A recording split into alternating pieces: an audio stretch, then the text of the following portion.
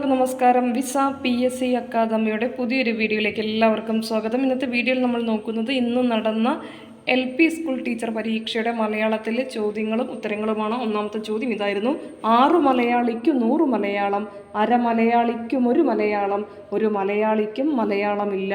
6 മലയാളിക്ക് 100 മലയാളം, അര മലയാളിക്കും 1 മലയാളം, ഒരു മലയാളിക്കും മലയാളമില്ല. കുഞ്ഞുണ്ണി മാഷ്. ഓക്കെ, അക്ഷരങ്ങൾ ഇങ്ങനെ കുറിക്കുകൊള്ളുന്ന വിധത്തിൽ എഴുതാൻ ആരെ കഴിഞ്ഞുള്ളൂ? കുഞ്ഞുണ്ണി മാഷേ കഴിഞ്ഞുള്ളൂ അല്ലേ? പൊക്കമില്ലായ്മയാണ് എൻ്റെ പൊക്കം, അതുകൂടാതെ വായിച്ചാൽ വളരും, വായിച്ചില്ലെങ്കിലും വളരും, വായിച്ചു വളർന്നാൽ വിളയും, വായിക്കാതെ വളർന്നാൽ വളയും എന്ന് പാടിയതുമാര് തന്നെയാണ്? കുഞ്ഞുണ്ണി മാഷാണ്. കപടലോകത്തിൽ എന്നുടെ കാപ്പട്യം, സകലരും കാണുന്നതാണൻ പരാജയം എന്ന് പാടിയതുമാരാണ്? കുഞ്ഞുണ്ണി മാഷാണ്. കൊള്ളാം ഈ മഴ, കൊള്ളരുതീ മഴ, കൊള്ളാം കൊള്ളാം പെയ്യട്ടെ. വലിയൊരു ലോകം നന്നാകുവാൻ ചെറിയൊരു സൂത്രം ഞാൻ കാതിലോതാം, സ്വയം നന്നാവുക. അല്ലേ? അതുപോലെ തന്നെ വളരെ വളരെ പ്രധാനപ്പെട്ട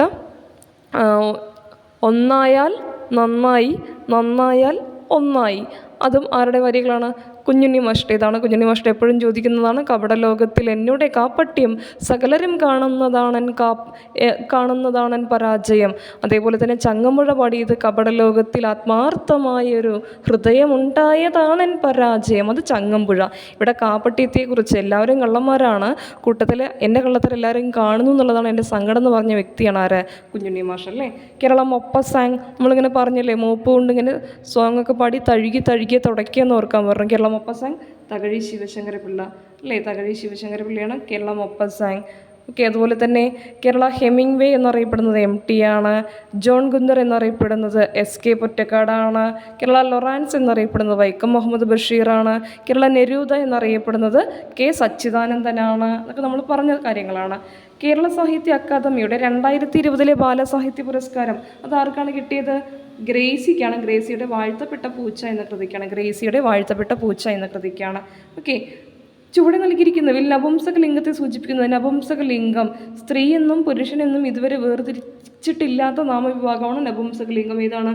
മേശ എന്നുള്ളതാണ്. ഉത്തരം മേശയാണ്. മലയാളത്തോടൊപ്പം മറ്റേതു ഭാഷ കൂടി ചേർന്നാണ് മണിപ്രവാളം? പറഞ്ഞ മലയാളവും സംസ്കൃതവും ഇടചേർന്ന സാഹിത്യരചനാ സമ്പ്രദായമാണ് മണിപ്രവാളം അല്ലേ? മലയാളവും സംസ്കൃതവും ചേർന്നതാണ് മണിപ്രവാളം. മണി എന്ന വാക്കിന് അർത്ഥം എന്താണ്? മുത്ത് എന്നും, പ്രവാളം എന്നാൽ പവിഴം എന്നുമാണ് അർത്ഥം എന്ന് ഓർത്തു വയ്ക്കാൻ പറഞ്ഞിരുന്നു അല്ലേ? കലാധരൻ, ധരിച്ചവൻ ആരാണ്? ചന്ദ്രകല ധരിച്ചവൻ ചന്ദ്രനാണ് അല്ലേ? കല ധരിച്ചവനാരാണ്? ചന്ദ്രകല നമ്മൾ പറയാറില്ലേ? കല ധരിച്ചവൻ ആര്? ചന്ദ്രനാണ്. വിധു എന്ന് പറഞ്ഞാലും ആര് തന്നെയാണ്? ചന്ദ്രൻ. അതുകൊണ്ട് നമ്മൾ ഹണി മൂൺ, മധു, വിധു എന്ന് പറയുന്നത് അല്ലേ?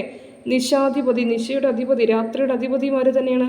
ചന്ദ്രനാണ്. മൃഗാങ്കൻ, മൃഗത്തെ അംഗമാക്കിയവൻ, മൃഗത്തെ അടയാളമാക്കിയവൻ അല്ലേ? ശശാങ്കൻ, ശശം എന്നാൽ മുയൽ, മുയലിനെ അംഗമാക്കിയവൻ, അടയാളമാക്കിയവനാണ് ആര്?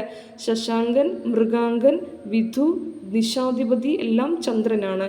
രവി, അതുപോലെ തന്നെ ഇനൻ, മാർത്താണ്ഡൻ, ആദിത്യൻ എല്ലാം ആരാണ്? സൂര്യനാണ്. ഇനൻ, രവി, മാർത്താണ്ഡൻ എല്ലാം ആരാണ്? സൂര്യനാണ്. സൂര്യൻ. അതോടെ ഓർത്ത് വയ്ക്കണേ. ഓക്കെ, അടുത്തത് കലാധരൻ എന്ന സമാനപദം അല്ലാത്തതാണ് നമ്മൾ പറഞ്ഞത്. ഏതാണ്? ഉത്തരം രവിയാണ്. ഓക്കെ, ബാക്കി പെഡഗോജിയുമായി ബന്ധപ്പെട്ട കാര്യങ്ങളാണ്. ഓക്കെ, അപ്പോൾ നമ്മളത് വരുന്ന വീഡിയോയിൽ വളരെ ഡീറ്റെയിൽ ആയിട്ട് ഇതിനെക്കുറിച്ച് പറയുന്നുണ്ട്.